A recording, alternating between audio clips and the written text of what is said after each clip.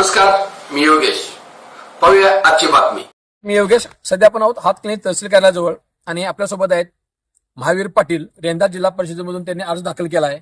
एक उद्योगपती यासह माजी सभापती म्हणून ते परिचित आहेत. जाणून घेऊया नेमकी काय भूमिका आहे, काय सांगा जर आपण याबद्दल. रेंदाळ परिसरामध्ये 25 वर्ष आम्ही काम केल्यानंतर आज आपल्याला परत एकदा जिल्हा परिषद मतदारसंघ सर्वसाधारण झाल्यामुळे परत एकदा संधीची सेवेची संधी मिळते आणि ह्या माध्यमातून आपल्याला रेंदाळमध्ये असणारा विकासाचा जो काही आपण 2002 ते 5 मध्ये मी सभापती पद असेल, सदस्य पद असेल, त्या माध्यमातून जी कामं केली होती त्याचा परत प्रवास सुरू करण्याच्या दृष्टिकोनातून आम्हाला परत संधी मिळाली आणि त्या संधीचं सोनं करण्यासाठी आज आम्ही परत जिल्हा परिषदेसाठी अर्ज भरलेला आहे.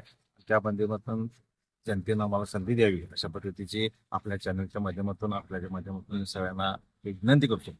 आणि सगळं करत असताना हा विकास आणि हे करत असताना सगळे युवक असतील, शेतकरी असतील, या माध्यमातून तिथं असणारा प्रलंबित प्रश्न आमचा असेल, ग्रामीण भागातला गावचा मातीचा वापर ठिकाणाचा प्रश्न असेल, पिण्याच्या पाण्याचा प्रश्न असेल किंवा तिथं असणारे आमच्या आता जे वाढणाऱ्या औद्योगिकरणामुळे जो वाहतुकीची कोंडी होती त्या कोंडीच्या माध्यमातून त्यामध्ये करत येणार असणारे प्रश्न निर्माण झालेले आहेत, त्यातनं उपाय करावे लागतील हे धारातीनं करण्याचा प्रयत्न येण्याच्या माध्यमातून या निवडणुकीच्या माध्यमातून असेल.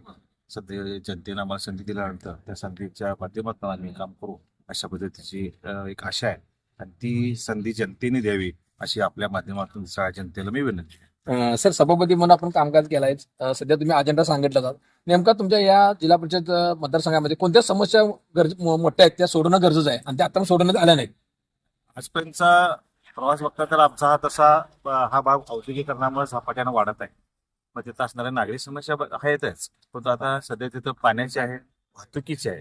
ह्या माध्यमातून वाहतुकीच तर एवढा प्रश्न आहे की आपलं गाव आता MID असेल, 5 स्टार MID असेल, जेव्हा साखर कारखाना असेल, तिथं असणाऱ्या एकूणच रेंदाळ आणि उपरी परिसरातील औद्योगिकरण वस्त्रोद्योग असेल चांगले, त्यामुळं हा झपाट्यानं वाढत आहे. आणि जसं झपाट्यानं वाढत असताना तिथल्या नागरिक सुविधा देणं सुद्धा गरजेचं आहे आणि त्या नागरिक सुविधा जास्तीत जास्त मग त्यामध्ये पाणी आहे, रस्ते आहेत, गटर आहेत, परंतु ज्या मूलभूत गरजा आहेत त्या देणं हे कर्तव्य आहे आणि कर्तव्याप्रती पोहोचला ग्रामपंचायतच्या माध्यमातून असेल, जिल्हा परिषद गेले 5-6 वर्षे जिल्हा परिषद सदस्य नसल्यामुळं किंवा हे स्थानिक स्वराज्य संस्था नसल्यामुळे ते रखडलेला विकास पुढे करण्याचा मी 100% प्रयत्न. सर, वयाच्या 26व्या वर्षी तुम्ही सभापती पद भूषवला होता, सदस्य झाला होता आणि त्यावेळी सभापतीचं तुम्हाला पद भूषवण्याचं मिळालं होतं. एवढा मध्ये राजकारणामध्ये अलिप्त राहण्याचं कारण काय नेमकं? नाही, तसा मी राजकारणापासून अलिप्त नाही, परंतु पदापासून अलिप्त होतो. काही शासनाच्या नियमानुसार आरक्षण पडत गेले, काही वेळा त्यांना संधी आरक्षणामुळे त्या भागातील लोकांना संधी देण्याचा त्या मनाला ह्या परिस्थिती निर्माण झाली आणि त्यामुळे त्यांना संधी दिली. तसं ते मला काय हे नाही, गॅप म्हणणार नाही, परंतु पदापासून हे थोडं राहिलो, परंतु हे राज्यघटनेनं आमच्या गावात हे आपल्या देशामध्ये हे घालून दिलेला आहे, तो आपण नियम पाळलाच पाहिजे. त्या दृष्टीनं आम्ही गॅप घेतला असं म्हटलं तर काही वावगं ठरणार नाही. परंतु येणाऱ्या आता जो खुला मतदारसंघ झाला आहे त्यामध्ये सर्वसामान्य जनतेला एक अनुभवी आणि असणारा एक सदस्य निवडून द्यावा ही विनंती. आपल्यासारख्या ज्येष्ठांचा सल्ला हा युवा वर्गाला उपयोगी आहे की नाही, काय सांगा? 100% ह्या ठिकाणी मला असं म्हणता येईल की आजचं राजकारणाचं जर दिशा बघितली तर युवकांनी ह्या राजकारणाकडे जास्त आकर्षित झालेले आहेत.